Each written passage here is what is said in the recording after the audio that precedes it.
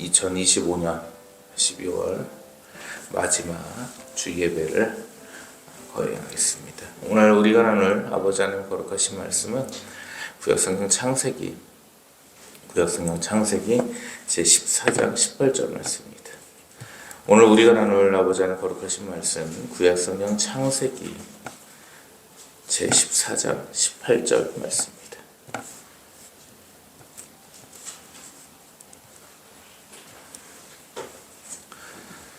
제가 대신 봉독하여 올릴 텐데요. 창세기 14장 18절 말씀입니다. 살레만 멜기세덱이 떡과 포도주를 가지고 나왔으니 그는 지극히 높으신 하나님의 제사장이었더라. 아멘. 아버지 감사합니다. 아버지의 영광과 은혜 가운데 지난 한 해를 보냈사옵고 아버지께서 부어주시는 강복 가운데 먹고 마시며 전혀 아심 없이 아버지를 찬양했나이다. 아버지, 이 한 해도 죄악으로 물들었었으며 아담과 하와보다 못한 죄악들을 저질러 싸웠고 오직 아버지를 등 돌리기에 급급하였고 오직 예수 그리스도를 부인하기에 급급했나이다. 지난 저희의 죄악들을 모두 용서하시어 주시옵소서. 이 시간 아버지 앞에 엎드려 자복하며 저희 죄를 회개하오니 아버지의 크신 은혜와 자비 가운데 저희를 용서하시어 주시옵고 이 한 해의 마지막으로 드리는 이 예배 가운데 아버지의 말씀으로 인해 다음 한 해를 살아갈 수 있는 명철과 지혜를 허락하시어 주시옵고 언제나 악한 영을 짓밟고 사탄을 저주하며 오직 하나님의 편에 서 있는 한 해가 될 수 있도록 역사하시어 주시옵소서. 감사와 찬양을 예수 그리스도님 이름으로 기도 올려옵나이다. 아멘. 어느덧 이제 마지막 예배가 됐습니다. 올 한 해. 지난 1월 1일을 생각을 해보면 이 한 해가 어떤 한 해가 될까 좀 이런 생각을 많이 했던 것 같은데 계획했던 일들을 좀 잘 하셨는지 모르겠습니다. 언제나 한 해가 지나가면 후회도 많이 남고 또 아쉬움도 많이 남죠. 또 이러다 또 한 살을 먹는구나 뭐 이런 생각 가운데서 살아가게 되는데 가장 중요한 사실이 하나 있습니다. 우리가 이 시간도 예배를 드릴 수 있다는 게요. 지난 한 해 아버지께서 먹고 마시게 해주셨다는 겁니다. 소중한 생명을 허락해 주셨고 전혀 아쉬움 없이 먹고 마시며 여유 있게 살 수 있게 해주셨다. 그게 하나님 은혜인지만 알고 살면 돼요. 그거 하나밖에 없습니다. 그러니까 언제나 어디서나 하나님께 감사하고요. 내 것이 아님을 인정하고 나누고 베풀면서 사는 거 그게 가장 따뜻하고 온전한 그리스도인의 삶이라 생각을 합니다. 오늘 본문 말씀을 보시면 살레망 멜기세덱이라고 나오죠. 그러니까 예수님께서 멜기세덱의 반차를 따르셨다는데 신학적으로 좀 틀린 얘기고요. 그 이유가 뭐냐면 이 멜기세덱 왕은 사람이지 어떤 천사나 이런 부분들이 아닙니다. 그래서 그냥 사람인데 하나님의 인정을 받는 대제사장이었던 건데요.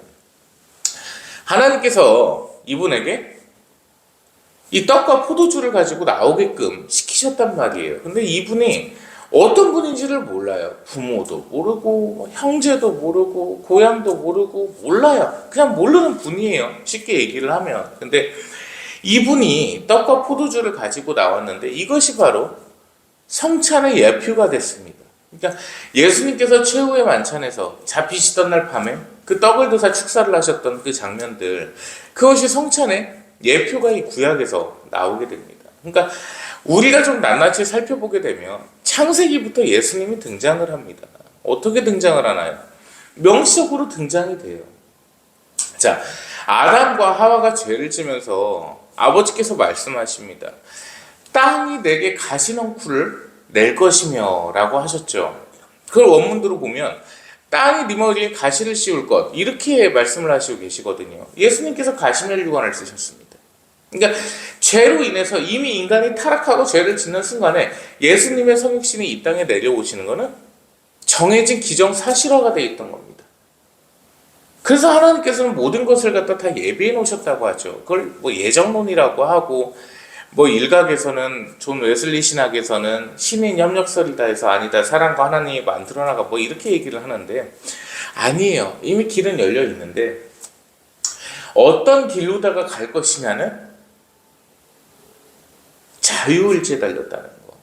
무튼 자, 이 말씀을 갖다 보시면 이 멜기세덱이 떡과 포도주를 가지고 나옵니다. 성만찬이 생각이 나요. 예수님께서 오십니다. 그래서 이 성찬에 대해서 오늘은 말씀을 열어보려 합니다.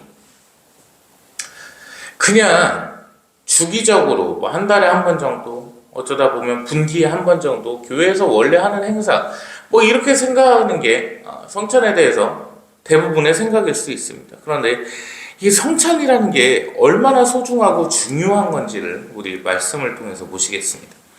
우리 요한복음 6장 53절과 66절입니다. 제 53절인데요. 6장 53절입니다. 보실까요? 주님께서 이르시되 내가 진실로 진실로 너희에게 이르노니 인자의 살을 먹지 아니하고 인자의 피를 마시지 아니하면 너희 속에 생명이 없느니라. 아멘. 자, 이게 성찬의 의미예요. 예수님께서 말씀하십니다. 최후의 만찬 때 말씀을 하셨죠. 그 전 말씀인데요. 이 말씀이 왜 나올까요? 즉 성찬 예식의 그 중요함을 말씀을 하세요. 이따고 말씀을 드리겠지만 나를 기념하라고 하셨습니다. 근데 이 의미가 되게 쇠퇴해져 버렸고 퇴색돼져 버렸습니다.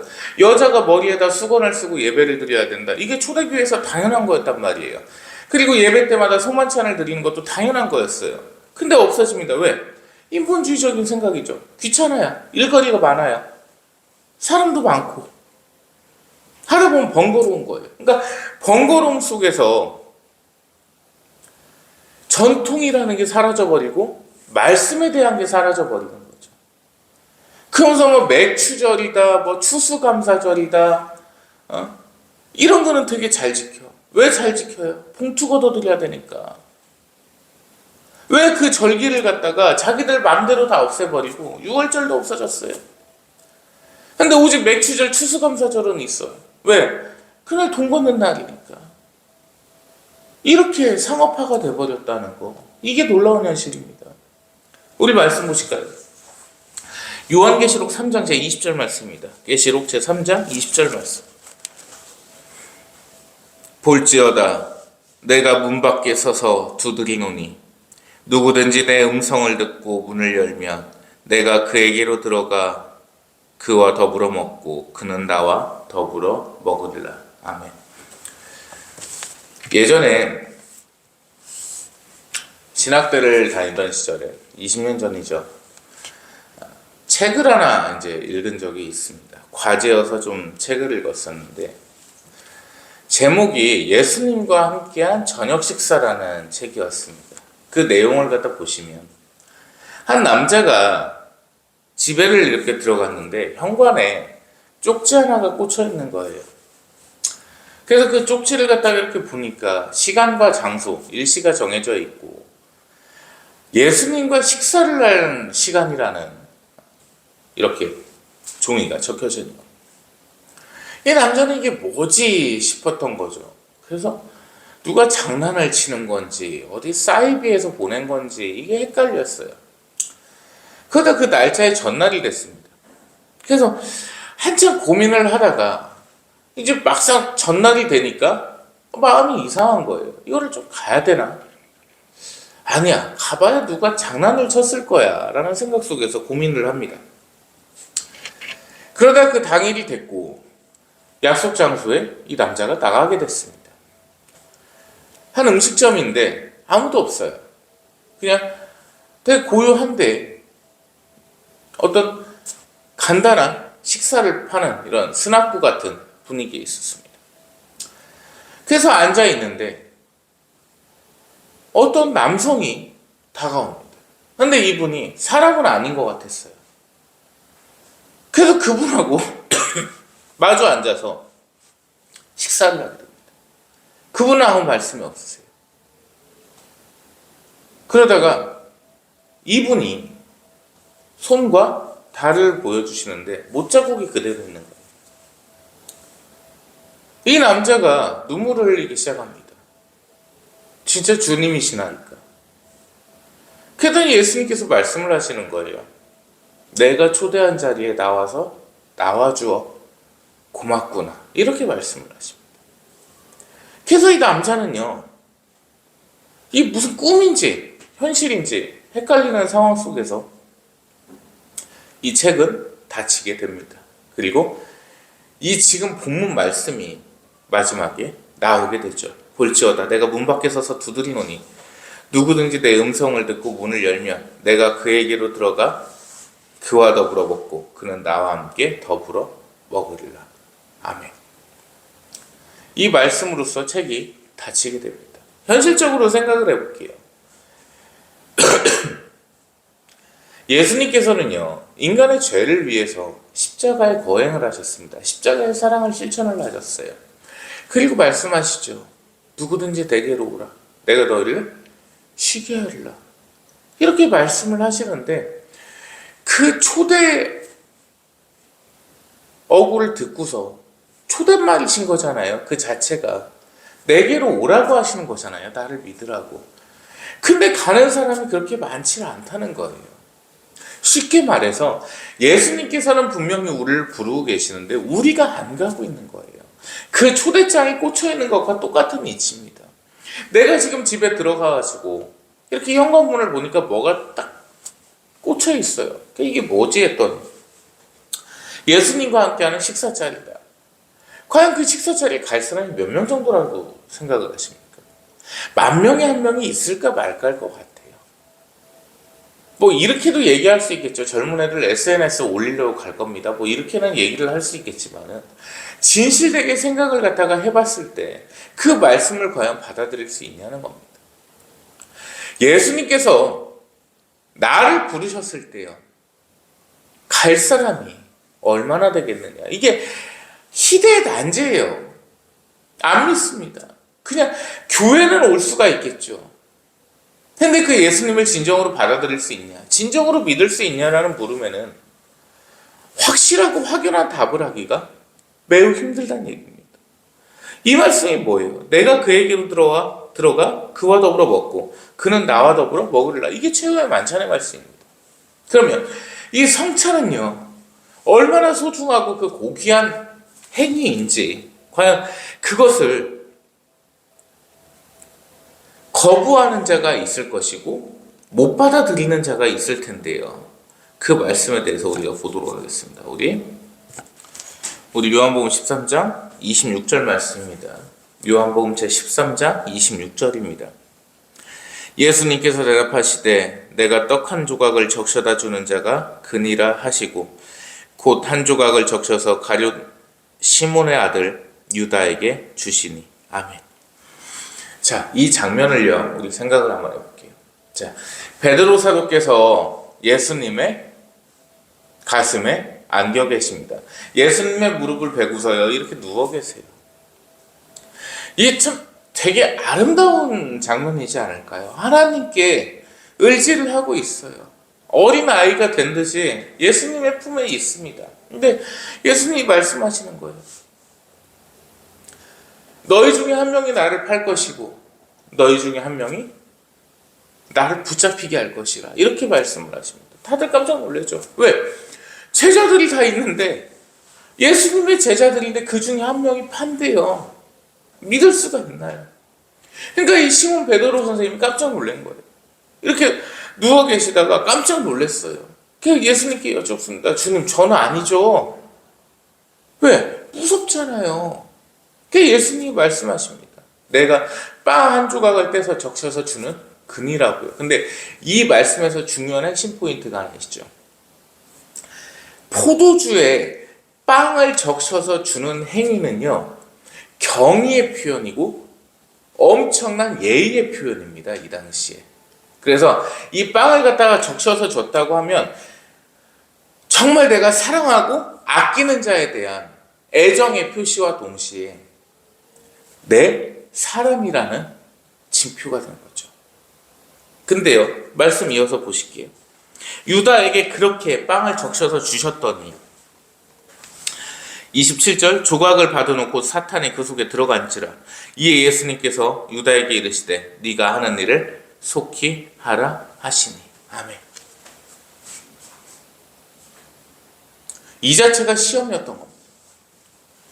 이 자체가 시험이었던 거예요. 나는 너희를 이렇게 아끼노라. 너도 그러하느냐? 라는 시험이었던 거예요. 뭐 시험이라고 표현하기는 그렇죠. 예수님께서 몸소 보여주신 겁니다. 난 너희를 위하여 죽을 것인데 너도 그러하냐? 그랬더니 유다가요, 이거를 못 받아 먹어요. 그런 거 이거를 보면 일말의 양심은 있었다는 거예요. 진짜 나쁜 놈 같으면 그냥 바닥까지 먹었겠죠. 근데 예수님께서 말씀하십니다. 네가 하는 일을 속히 하라. 여기서 가장 중요한 말씀이 나옵니다. 십자가의 사건의 주권은 주님께 있었던 거예요. 즉 유다가 대제사장들과 서기관들과 바리새인들에게 예수님을 팔아넘겼다 한들 그 모든 사건의 핵심은 구약의 말씀대로 이루어진 것이고 예수님께서 이에 대해서 주관하고 계셨다는 얘기가 됩니다. 뭐냐? 이미 알고 계셨어요. 당하시는 입장이 아니라고요. 그냥 당하심을 당연히 아시고 계셨고 그를 갖다가 성취하시는 분이시라는 겁니다. 유다가 지금 나가든 나중에 나가든 유다의 마음대로 할 수 있는 게 아니었던 거예요. 그냥 예수님이 그 주권자셨던 겁니다. 그래서 속히 하라고 하십니다. 네가 할 일을 속히 하라. 얘가 할 일이 뭐예요? 예수님 팔아넘기고 자살하는 거. 그게 속히 할 일인 거죠. 그러니까 모든 주권이 주님께 있음을 나타내는 구절입니다. 되게 중요한 구절이에요. 그런데 30절 말씀 볼까요? 유다가 그 조각을 받고 곧 나가니 밤이러라. 먹진 못했어요. 먹진 못했는데 곧 나가니 밤이러라. 이 말씀이 되게 중요합니다. 왜 중요하냐면요. 자, 저녁이 되고 아침이 되니 이는 첫째 날이러라. 자, 그리고 어두운 가운데서 빛이 오시고 밤 가운데 아침이 옵니다. 아무도 없는 흑암에서 하나님께서 말씀을 하시죠. 그걸 운행하시다가 빛이 있으라 하시니 빛이 있습니다. 즉 어둠 가운데서 어둠이 지나고 낮이 오는 거죠. 밝음이 오는 건데 지금 유다가 나간 때가 언제예요? 밤이에요. 유다가 어디 있다 나갔어요? 밝은 곳에 있다 나갔어요. 식사 자리에 있다 나갔으니까. 근데 밤이에요. 이 말씀이 뭐를 의미를 하시냐면 빛에 있다가 어둠으로 간 겁니다. 어둠에 있다 빛으로 간 게 아니고 빛에 있다 어둠으로 갔어요. 유다는. 왜?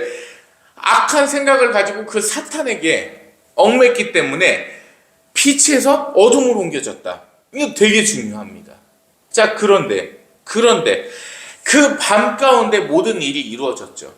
예수님께서 죽임을 당하셨고 또 부활을 하시는데 그 부활을 하신 때가 언제예요? 동트기 전 새벽입니다. 즉 예수님께서 부활하시고 날이 밝게 됐어요. 어둠에서 다시 빛이 임하셨습니다. 이 시간 순서를 갖다 되게 잘 보셔야 돼요.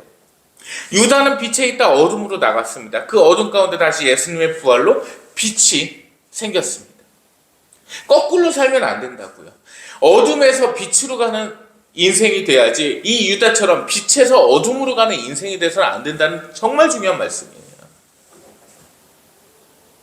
이 중요한 말씀 가운데 이 성찬을 의미를 다시 한번 생각해 보자. 우리 고린도전서 11장 말씀 보실까요? 11장 말씀에 34절 보겠습니다. 만일 누구든지 시장하거든 집에서 먹을지니 이는 너희의 모임이 판단받는 모임이 되지 않게 하려 함이라. 그 밖의 일들은 내가 언제든지 갈 때에 바로 잡으리라. 아멘. 성찬식에서 이 성찬으로 배불릴 생각 하지 말라는 말씀이에요. 무슨 말씀이냐면 이 시대적 역사적 근거를 갖다 살펴보고 배경을 살펴보니까 바울 선생님이 말씀을 하시는 건데 이 성만찬을 하잖아요. 그럼 떡을 떼서 나누고 포도주를 나누고 하지 않습니까? 동네 거지랑 거지들은 다 모이는 거예요. 와갖고서 그거를 먹고 배부르려고 합니다. 그가 모임이 판단받지 않게 하려 함이라. 야, 저기는 도대체 뭐 예수님을 믿는 모임이냐, 노숙자들 파티하는 거냐, 밖에서 이렇게 손가락질을 해요. 배고프니까 그거 얻어먹으려고 합니다. 오병이의 기적을 보듯이 가는 거예요. 그냥 밥 얻어먹으러 가는 거예요. 그래 버리면 안 된다. 그래 버리면 안 된다. 그러니까 바울 사도는, 사도 바울 선생님은 확실하게 말씀을 하세요. 이 성만찬은 거룩한 예식인 거지 너희가 먹고 나누는 자리가 아니라고 말씀을 하십니다. 예전에 제가 20살이 좀 넘었던 시점이었어요. 한 침례교 집회소에 있었는데 이제 토요일날 청년들 모임이 있었거든요. 하여튼 뭐 그 친구들이 별로 마음에는 안 들어서 이렇게 길게 교제는 못했습니다만 이렇게 좀 어울리면서 놀고 하다가 저녁이 됐어요. 한 7시 좀 넘었던 것 같아요. 근데 어떤 양반이 지나가다가, 양반도 아니겠죠, 되게 막 약간 뭐랄까 할까요, 노숙자 ST라고 해야 되나, 약간 그런 스타일이었는데 나이는 그 당시 한 60대 중후반 정도로 보였어요. 갑자기 들어와요, 주방에를. 청년들하고 주방이 있었거든요. 근데 밥을 좀 먹을 수 있냐고 그러더라고요. 이제 거기 전도사가 죄송한데 식사가 다 끝나가지고 없습니다 라고 이제 얘기를 해요. 그래서 가더라고요. 그래서 저보고 전도사가 얘기를 해요. 그 사람을 데리고 오래요, 저보고. 왜요? 교회 밥 얻으러 먹으라는데 그냥 보내면 죄 받는데 다시 데리고 오래. 그럼 지가 아까가 잡지 왜 그냥 가라고 하고서는 왜 나보고 데리고 오래, 이런 생각 때문에 또 갔어요. 그때는 착한 정우였으니까, 순진했던 정우였습니다. 그래서 선생님 잠깐 오시라는데 다시 이제 와서 전도사가 저한테 돈을 주더라고요. 햇반이랑 뭘 사오라고. 군대도 아니고. 이제 햇반이랑 이렇게 사갖고 가니까 그걸로 좀 사려갖고 그 먹이더라고요. 근데 그때는 그래 교회 역할이 뭐 그런 거지 라는 생각을 했는데, 지금 생각해보니까 아니에요. 교회가 밥 얻어먹으러 오는 데입니까? 아버지의 거룩하신 전과 아버지의 거룩하신 성전이 밥을 얻어먹으러 오고 돈을 얻어먹으러 오는 데인가요? 아니라는 거죠. 그 거룩함과 존귀함을 인정을 안 하는데 그 안에 무슨 신앙이 있고 그가 무슨 구제를 받을 자냐, 이런 생각이 드는 거예요. 즉 교회라는 공간은 아버지께서 세우신 공간인 것이고 우리 구주 예수 그리스도님의 거룩하신 몸과 피를 나누는 곳이다. 이 생각을 하면은 모든 것이 정립이 되어버립니다. 성찬 또한 마찬가지예요. 물론 이 떡이 예수님의 몸으로 변하는 건 아닙니다, 절대. 그런데 그 예수님께서 몸과 피를 나누셨던 그를 기념하라 하셨으니 그것을 기념하는 거죠. 그냥 단순히 기억하는 행사가 아니라는 겁니다. 내가 그걸로 이입이 돼서, 그 시대로 이입이 돼서, 그 제자들의 입장이 돼서, 그리고 나를 위해서 죽으신 그 예수님을 생각하는 거, 그게 성찬의 의미라는 겁니다. 사람의 편리대로, 사람의 생각대로 없애고 다시 세우고 만들고 수정하고 이럴 수는 없다는 거죠. 이 성찬의 의미에 대해서 이제 다가오는 한 해에는 깊게 생각해 봐 주셨으면 좋겠습니다. 기도하고 성찬 시작하겠습니다. 기도합니다. 하나님 감사합니다. 2026년 오직 아버지께 영광과 감사와 찬양을 올리오니 기쁘게 받으시어 주시옵고, 새로운 한 해도 언제나 아버지의 편에서 아버지만을 바라보며 아버지만을 찬양하며 아버지 앞에 늘 머무를 수 있도록 역사하시어 주시옵소서. 이끌어 주시고 베푸시어 주시는 은혜와 사랑에 감사와 찬양을 올려오며 우리 구주 예수 그리스도님 이름으로 기도 올립나이다. 아멘.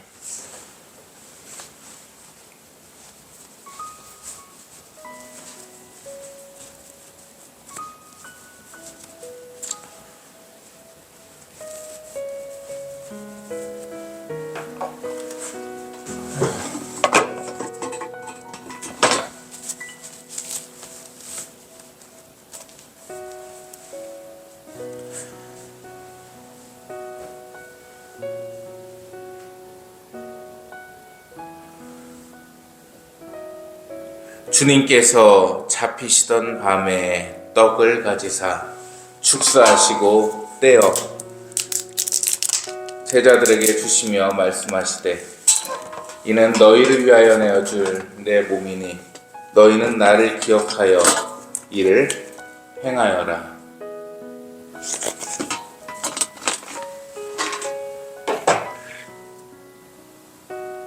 저녁을 잡수시고 같은 모양으로 잔을 들어 감사를 드리신 다음 제자들에게 주시며 말씀하셨나이다. 이는 너희를 위하여 내어줄 내 피니 새 언약을 맺기 위하여 너희와 모든 일을 위하여 흘릴 피라. 너희는 나를 기억하여 이를 행하여라.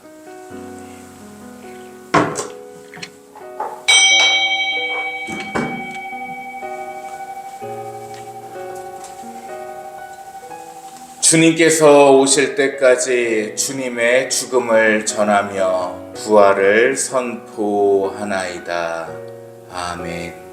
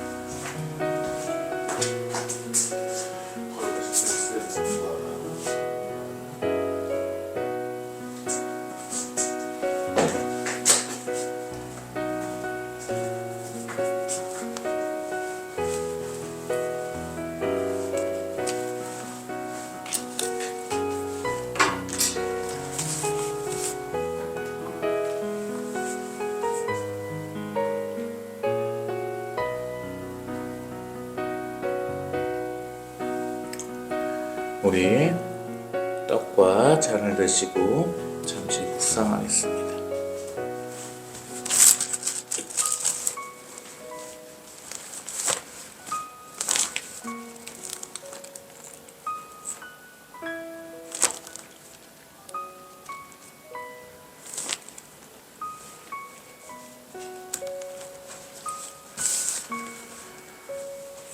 여호와를 의지하는 자는 시온산이 흔들리지 아니하고 영원히 있음 같도다.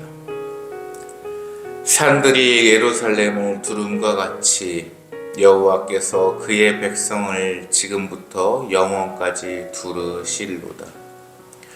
악인의 규가 의인들의 땅에서는 그 권세를 누리지 못하리니 이는 의인들로 하여금 죄악에 손을 대지 아니하게 함이로다. 여호와의 선한 자들과 마음이 정직한 자들에게 선대하소서. 자기의 굽은 길로 치우치는 자들은 여호와께서 죄를 범하는 자들과 함께 다니게 하시리로다. 이스라엘에게는 평강이 있을지어다. 아멘.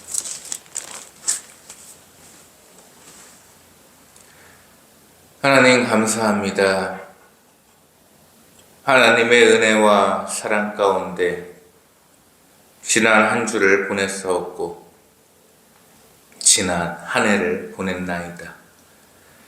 하나님의 거룩하신 강복 가운데서 먹고 마시며 쉴 수 있었사옵고 악한 영에게 미혹되지 아니하며 아버지만을 바라볼 수 있었나이다.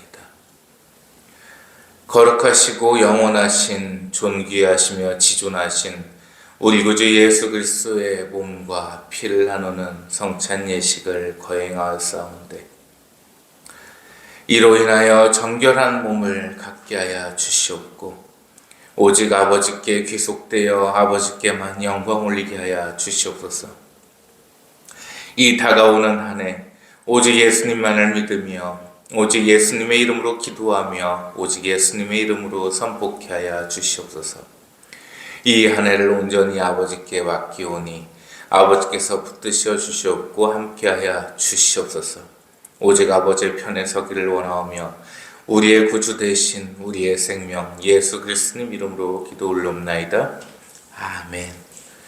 이제는 우리의 구원이 되시며 우리의 생명이 되신 거룩하신 성부 하나님 아버지 하나님의 무한하시고 거룩하신 은혜와 우리를 위해 피를 흘리시며 우리를 위해 몸이 찢기신 거룩하신 성육신으로서 이 땅에 내려오신 예수 그리스도님의 무한하시고도 지극히 높으신 은혜와 언제나 우리를 이끄시며 언제나 우리를 보살피시며 언제나 우리를 옳은 길로 이끄시는 성령 하나님의 충만하신 은혜가 이 시간 하나님 앞에 엎드려 하나님만을 바라보는 하나님의 거룩한 백성들 머리 위에 이제로부터 영원 무궁토록 항상 함께 계실지어다. 아멘.